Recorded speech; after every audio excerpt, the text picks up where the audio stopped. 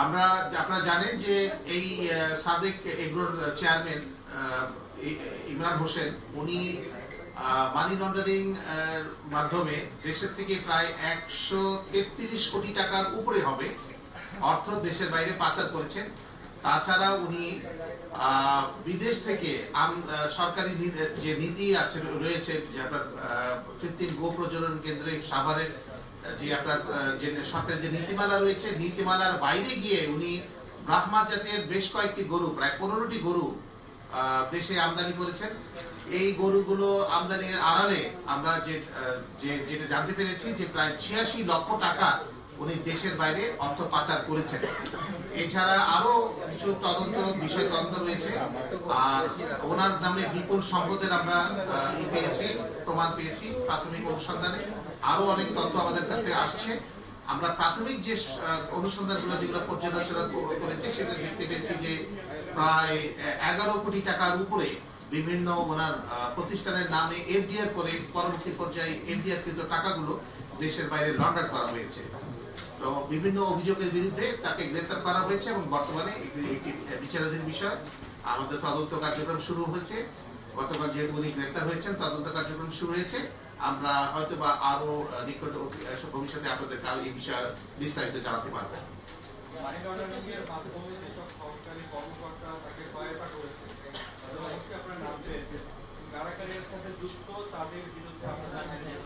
Money laundering আইন অনুযায়ী সরকারি কর্মকর্তার সংশ্লিষ্ট থাকলে সেটি দুদক তদন্ত করে। মানি লন্ডারিং আইন অনুযায়ী সরকারি যে কোনো মানে কর্মকর্তার যদি মানি লন্ডারিং এর সাথে সম্পৃক্ততা পাওয়া যায় সেটি তদন্ত করবে দুর্নীতি দমন কমিশন। আপনারা কয়জনের নাম পেয়েছেন? কোন কোন কর্মকর্তার সঙ্গে সংশ্লিষ্ট করে যুক্ত করেছেন তাদের পরিচয়টা জানতে চাচ্ছি।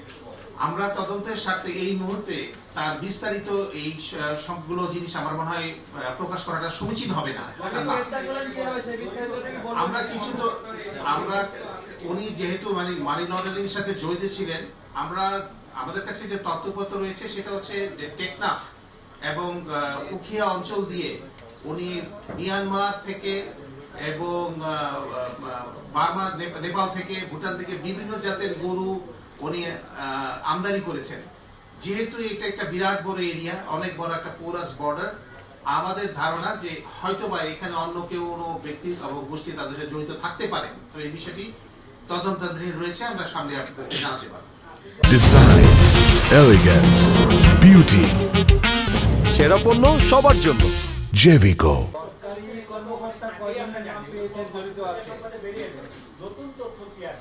আমরা উনি যে মানি লন্ডারিং করেছেন এই বিষয়ে আমরা কিছু ব্যাংকিং অবৈধ লেনদেনের আমরা তথ্য পেয়েছি। আমরা তদন্তের স্বার্থে ওই বিষয়গুলো আমাদেরকে একটু গোপন রাখতে হচ্ছে। যে ব্যাংকগুলোতে, আমরা কোনো ব্যাংকের নাম উল্লেখ করছি না, যে ব্যাংকগুলোতে ওনাদের অবৈধ লেনদেন পাওয়া গেছে এবং মানি লন্ডার হয়েছে, সেটার যে টাকাগুলোর উৎস এবং টাকাগুলোর পরবর্তী পর্যায়ে প্লেসমেন্ট এন্ড লেয়ারিং যেটা আমরা বলি, সেগুলা যেটা হয়েছে তাতে আমাদের কাছে প্রতীয়মান হয়েছে প্রাথমিক অনুসন্ধানে যে উনি মানি লন্ডারিং এর সাথে জড়িত।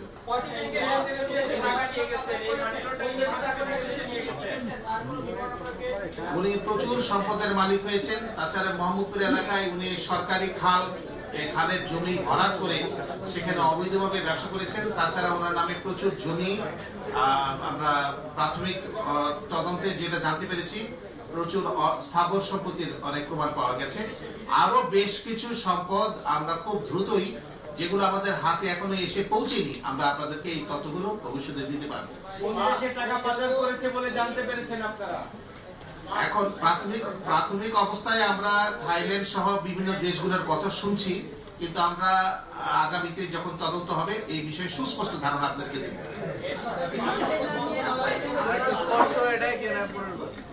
জি না, উনি তো যে কোনো ব্যক্তি গ্রেপ্তার হলে প্রথমে উনি হাজতে যাবেন, পরবর্তী পর্যায়ে মামলা তদন্তকারী কর্মকর্তা রিমান্ডের প্রেয়ার দিবেন। এটা পরবর্তী স্টেপ। জি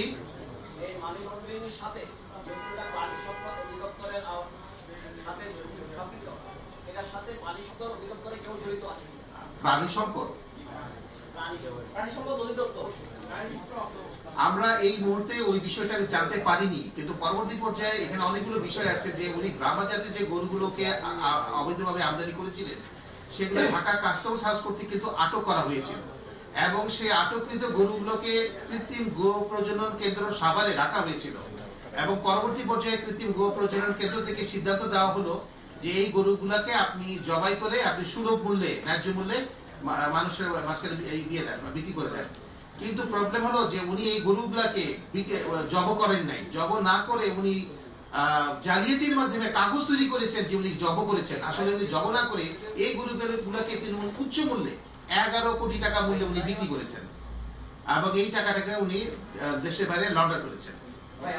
আমার প্রশ্ন আছে এটা হচ্ছে যে একটা হলো যে প্রথমত সাদিক আকবর শুধু গরুর ব্যবসা করতো না, তার আরো অনেক বিভিন্ন প্রাণীর ব্যবসা ছিল, সেই বিষয়টা আপনারা দেখছেন কিনা। দ্বিতীয়ত বাংলাদেশে অনেক খামার আছে যারা খামারের আড়ালে টাকা অবৈধভাবে মানি লন্ডারিং জড়িত, শুধু তার বিরুদ্ধে নাকি অন্যগুলোর বিরুদ্ধে আপনারা অন্যান্য বিষয়গুলো আছে, যেমন ওনার Jalal metal limited, Jalalabad metal limited, এখানে এই ধরনের একটা প্রতিষ্ঠানের সন্ধান আমরা পেয়েছি, সেই বিষয়ে আমরা তদন্ত চলছে।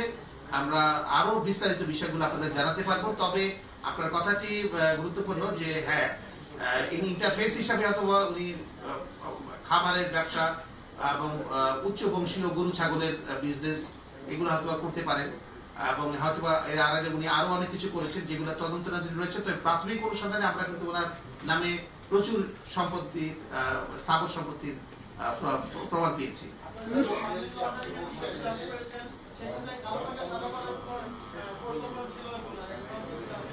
এই বিষয়টা এই মুহূর্তে মন্তব্য করা ঠিক হবে না, কারণ হচ্ছে তদন্ত চলছে। আপনারা শুধুমাত্র প্রাথমিক যে তথ্যগুলো আমরা পেয়েছি সেগুলো আমরা জানাচ্ছি। জায়গা দখল করে তারা তাদের ব্যবসা করেছে। এই সমস্ত কাজে আমরা প্রাথমিকভাবে বেশ কিছু লোকের 5-7 জনের সংশ্লিষ্টতার প্রমাণ পাচ্ছি, কিন্তু বিষয়গুলো যেহেতু এখন পর্যন্ত কনক্লুসিভ প্রুফ আমাদের হাতে এসে পৌঁছেনি, সেই কারণে এই বিষয়ে মন্তব্য করাটা এই মুহূর্তে সঠিক হবে না।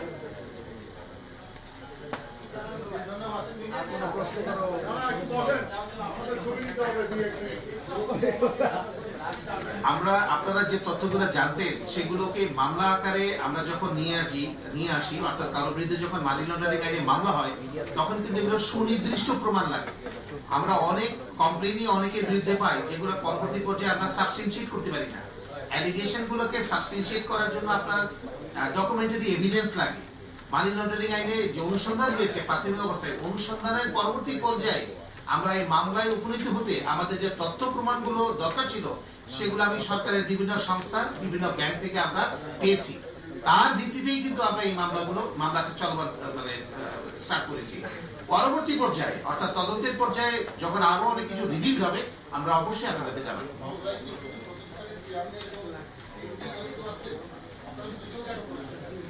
আমরা বর্তমানে একজনকে আটক করেছি, তৌহিদুল আলম।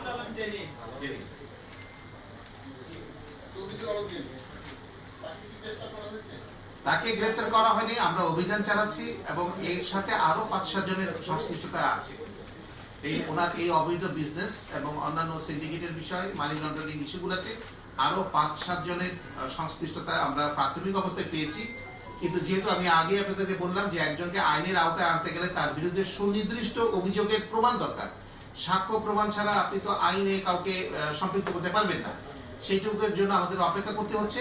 আমরা খুব দ্রুতই এই যে আমরা তথ্য প্রমাণ প্রাপ্তির যে বিষয়গুলো এগুলো চলমান রয়েছে, বিভিন্ন সংস্থা থেকে আমরা পাচ্ছি। তবে যতটুকু পেয়েছি সেই আলোকে মামলা রুজু করা হয়েছে। বাকিটুকু পেলে আর যারা যারা সম্পৃক্ত সবাইকে আমরা আইনের আওতায় আনতে পারবো।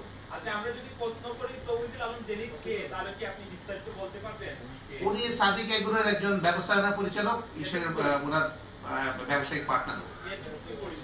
এতটুকুই পরিচিত আপাতত, আপনারা জানেন। বাকিটা ডিটেলসে কাজের মধ্যে দিয়ে পরিচয়।